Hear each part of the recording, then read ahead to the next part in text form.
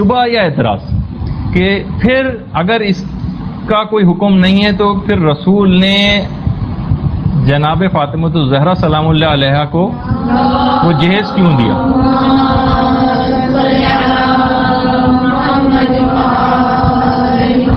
دیکھیے اس میں پہلی چیز تو یہ ہے کہ اول تو وہ جہیز تھا ہی نہیں، وہ مہر معجل کی وہ رقم تھی جو خود یہ جتنی بھی چیزیں خریدی گئی تھیں بعنوان، جس کو آپ اپنے طور پر اول تو جہیز کہنا ہی نہیں چاہیے اس کو، وہ خود امیر المومنین نے اپنی زرہ بیچی تھی، زرہ 480 درہم کی وہ زرہ بکی تھی۔ وہ بیچنے کے بعد جو اس کے پیسے آئے تھے، پھر پیغمبر اسلام نے وہی خود ہی مولا کی وہ جو زرہ بکی تھی اس کے ان پیسوں سے وہ چیزیں خریدی تھی، کیونکہ مولا اس سے پہلے پیغمبر اسلام کے ساتھ ان کے گھر میں ہی رہتے تھے، لیکن وہ گھر خود اتنا چھوٹا تھا کہ اس کے بعد ان کو الگ ہونا ہی تھا، تو ایک الگ گھر کی جو ضروریات تھیں وہ مہیا کی گئی تھیں۔ جو ایک آدمی اگر کوئی الگ گھر لے کر رہتا ہے تو ظاہر سے کچھ چیزوں کی ضرورت پیش آتی، تو وہ فقط وہ ضروریات کی چیزیں تھیں۔ دیکھیے ضرورت کس سے نکلا ہے؟ ضرر سے، جس کے نہ ہونے سے نقصان۔ صرف فقط وہ چیزیں، ضرورت اس بات کی نشاندہی کرتا ہے کہ اگر وہ چیز نہ ہوئی تو نقصان ہوگا، یعنی کیسے آپ گھر میں ظاہر ہے پانی پینے کے لیے گلاس چاہیے اور کھانا بنانے کے لیے مثلا چکی چاہیے تھی اور یہ سب چیزیں۔ نہیں، معجل جس کو فوراً ادا کرنا ہوتا ہے، میم عین جیم لام، معجل۔ ہاں، یہ اس کے طور پر یہ پہلے انہوں نے یعنی کہ اس چیز کو بیچا اور اس کے طور پر یہ سب چیزیں جو ہے خریدی گئیں۔ اچھا، اس میں جو 480 درہم کی رقم آئی، اس میں سے کچھ پیسے تو پیغمبر اسلام نے ام سلمہ کو دیے خوشبو لانے کے لیے، اور بلال حبشی کو کچھ پیسے دیے گھر کی ان چیزوں کو خریدنے کے لیے۔ اس کی ایک پوری لسٹ ہے کہ اس میں تھا کیا۔ اچھا، اب دیکھیے کہ اس میں تھا کیا۔ خوشبو تو لے کر آئی ام سلمہ، بلال جو چیزیں لے کر آئے اس کے اندر ایک تو تھی اوڑھنی، ایک چادر، ایک تھی الگ سے کالی خیبری چادر، کالے رنگ کی تھی خیبری کالی چادر، بیڈ کے طور پر کھجور کے تنوں کا ایک تخت تھا لیٹنے کے لیے، کھجور کے تنوں سے وہ تخت بنایا گیا تھا۔ اچھا، 2 میٹریس یا گدے تھے، جس میں سے ایک کھجور کی چھال جس کے اندر بچھی ہوئی تھی، اور بھیڑ کے اون سے بنا ہوا دوسرا میٹریس تھا۔ 4 عدد تکیے تھے، ایک اونی پردہ تھا، بوریا تھا چٹائی کے طور پر، ایک چکی تھی، ایک مشک تھی، تانبے کا ایک بڑا سا تھال تھا،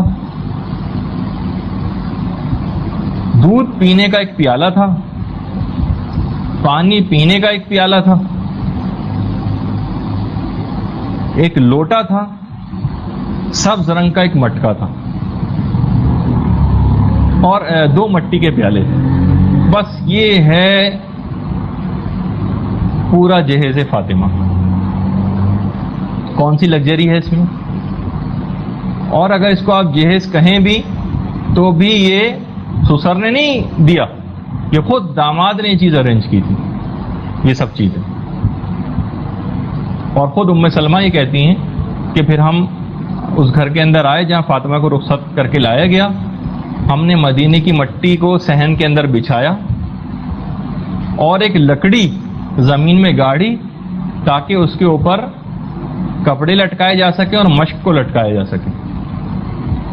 اور پیغمبر کے سامنے جب یہ جہیز آیا تو پیغمبر نے اس کو دیکھا، دیکھنے کے بعد زار و قطار روئے اور گریہ کیا اور کہا کہ پروردگارہ تو اس شادی کو نیک اور مبارک قرار دے۔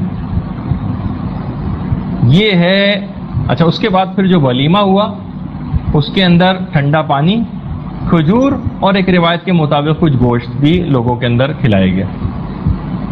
یہ ہے تاجدار مدینہ کی بیٹی کی شادی، اور یہ ہے شہنشاہ کائنات کی بیٹی کا ولیمہ۔ ہے اس میں کوئی پیغام ہمارے لیے؟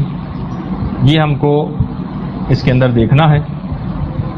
اس کے اندر پھر وہی ہے کہ افراط و تفرید کا پہلو نہ آئے، جو صاحب حیثیت ہیں اپنی خوشی سے کوئی چیز دینا چاہتے ہیں گفٹ کے طور پر وہ دے سکتے ہیں، ان پر کوئی لعن اور اعتراض کرنے کی ہمیں کوئی گنجائش نہیں، کیونکہ پروردگار عالم نے اجازت دی۔ لیکن اگر کسی شخص میں کوئی حیثیت نہیں ہے، خاص طور پر جیسے میں نے تذکرہ ابھی آپ سے تھوڑی دیر پہلے کیا کہ صرف فقط نکاحی کے اندر 300-400 لوگوں کو لے کر جانا، یہ جانے بغیر کہ اس بیچارے باپ کی اتنی حیثیت بھی ہے یا نہیں کہ جتنے 50-50 ہزار روپے اور 1-1 لاکھ روپے کا وہ ان تمام چیزوں کا ارینجمنٹ کر سکے اور آپ کو کھانے کھلا سکے، تو اس بات کی تحقیق کرنا ضروری۔ اگر کوئی شخص ان تمام چیزوں کو مہیا کرنے میں سودی قرضے لے رہا ہو، اپنے گھر کو گروی رکھ رہا ہو، یا سخت مصیبت تکلیف اور پریشانی میں مبتلا ہو رہا ہو، لوگوں سے اس کو پیسے مانگنے پڑ رہے ہوں، تو پھر تو یقیناً یہ سب چیزیں طلب کرنا حرام ہے، بلکہ ایسے افراد کی کومک کرنی چاہیے اور ان کو اس بات پہ تیار کرنا چاہیے کہ اپنے آپ کو اس قسم کی زحمت میں نہ ڈالیں۔ تو اس کے اندر بس یہ ایک فقہی مسئلہ مجھے بیان کرنا تھا، تھوڑی بہت اس میں جو غلط پہلے